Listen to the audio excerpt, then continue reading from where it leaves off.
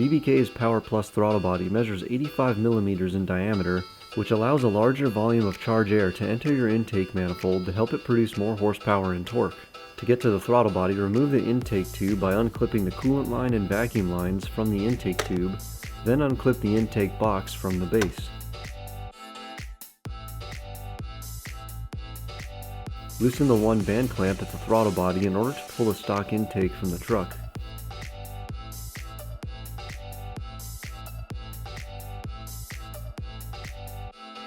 On the throttle body, pull the red tab to pull the connector from the throttle sensor.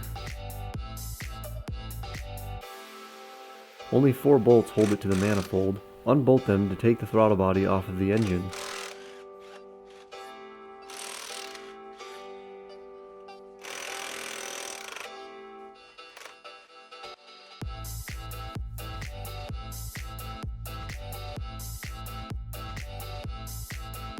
Slide the BBK throttle body in place and tighten the new 4 bolts provided in the kit.